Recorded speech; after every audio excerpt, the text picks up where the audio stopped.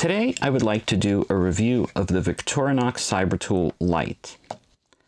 And in doing so, I'd like to compare it to the Wenger Minathor that I reviewed about 4 years ago, as it was my first foray into multi-tools.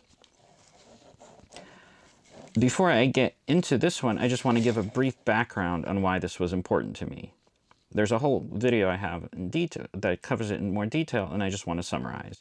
The main appeal for this is that this has a Bergeon driver and bits that are high quality, and they're flathead, Phillips, and spring bar tools, along with an oiler that I've not used for the purpose since I have dedicated one, and a file, which I should probably replace.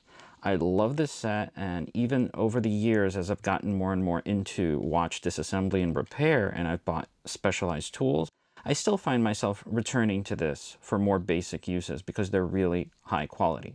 And incidentally, this has long been discontinued, and sadly it's gone up in value, so I don't really feel comfortable taking it outside with me anymore. But if you do happen to have one, I strongly advise you to order spare bits while you still can. I recently ordered a bunch from Auto Fray, a watch parts house out in California, and they're pretty reasonably priced at about $3 US per piece. I don't know how long they're going to keep them around, and they're really, really good quality. That really is the main selling point. As a side note, though, this also has a really nice case knife that I love. I also have a dedicated watch case back knife, but I love the fact that this one has a thick grip, and it's much easier to hold than a regular thin one. That's the summary of the appeal for me. It's basically two important watch tools in one. It also has standard knife, corkscrew, and things like that, but those aren't things that I really ever used. So that was why I got it and why I really fell in love with it. Recently, I had obtained this Victorinox Cybertool, and as you can probably tell, the main appeal to me is that it has a built-in screwdriver as well, except this one has bits that are much larger. So you can keep it at 90 degrees, or you can open it up flat like that. And since it's basically in the middle, you have a nice amount of grip. And much like the Minathor, it stores its bits right here. And it's basically Torx, Phillips, and regular bits. Some of them are two-sided. These are a bit pricey, but the quality seems to be good. I'm not the most organized person, and I don't have a toolbox or anything, so I love the idea of having these basic tools in one handy unit that I could take with me.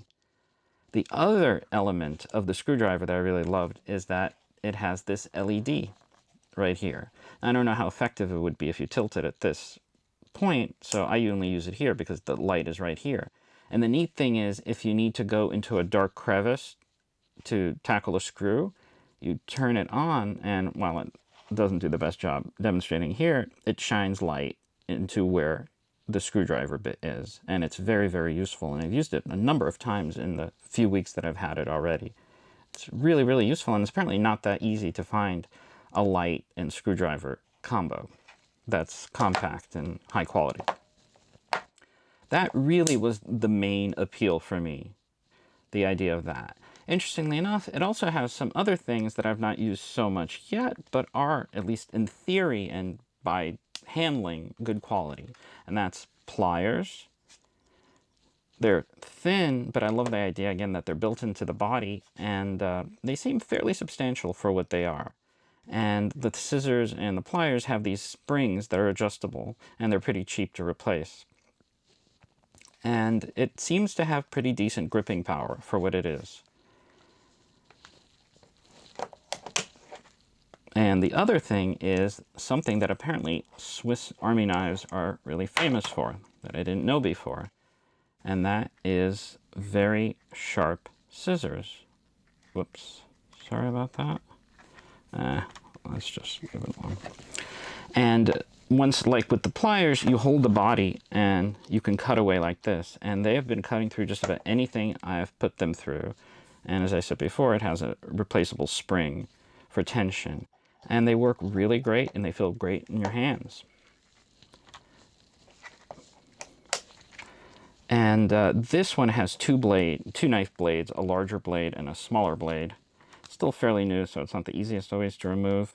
I don't really have much use for the blade aside from opening packages, but that's the larger blade. And a smaller blade would be right there.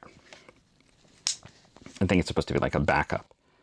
And then it has the standard bottle opener, can openers that have wide and narrow bits that you could use for regular or flat screwdrivers. It has a plastic magnifier, which is interesting because the Minathor has this odd little tool here that I occasionally use. And it has a ruler, a metal body, and a magnifier here as well. And what I use for spring bar removal at times. I'm not sure that's actually what it was meant for. But just the main comparison here is this one is all metal, whereas this one, the magnifier here is plastic.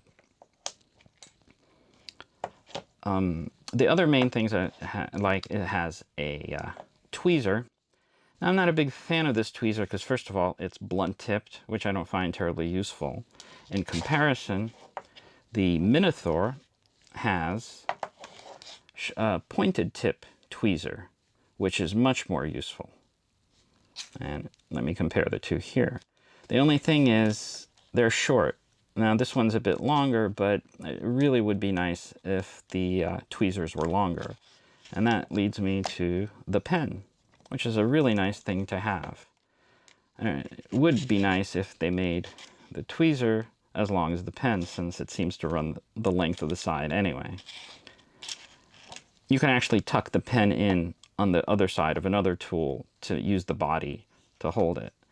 And that's the main thing here. There's an awl for making holes, which I've used a number of times already. And this interesting little throwback tool to earlier times. And that's a parcel hook. In times before plastic bags were common, when you went shopping, grocery shopping, things would get wrapped with a string, and you could attach the string to the hook. And I'm curious to see how it would work with a plastic bag one of these days. And for the pen, the neat little thing I've learned is you can insert the pen in there and then close down the parcel hook, and then it allows you to grip the pen and use the body. This has a corkscrew, much like the Minathor, which I've never had any need for, but I like the idea that this corkscrew has a mini screwdriver that's a flathead built into it, which is really neat. And you could also get one that's Phillips and Torx, though I don't know how useful a Torx teeny tiny little screwdriver like that would be.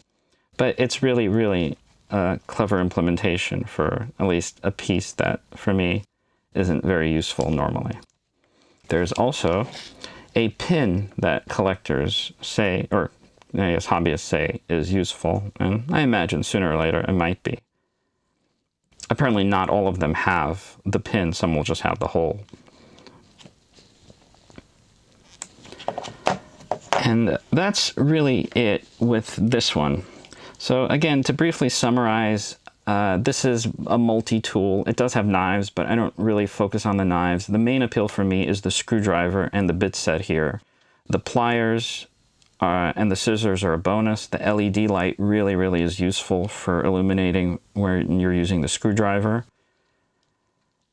And the awl and and in general, I guess the blades are effective for just repair around the house and even taking with you. I don't know how long the battery life is going to be on the LED, especially if you take it outside, so that remains to be seen. But even switching out the batteries is a worthwhile trade-off. This is a transparent, they call them scales, which looks really nice, but I imagine probably won't look quite as nice when it gets scratched up. And on the Wenger Minathor, this thing is at least, I don't know, I want to say 4 or 5 years old at this point. I don't really take it out anymore because it's sort of become collectible and irreplaceable, so I don't really want to lose this.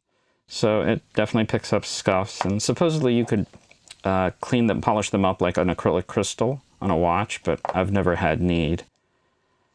I guess comparing the two really makes me wish that another company, or ideally Victorinox, would release a version of the Minathor again, because I definitely would get a backup of it in case something ever happens to this. It's really, really a nice tool.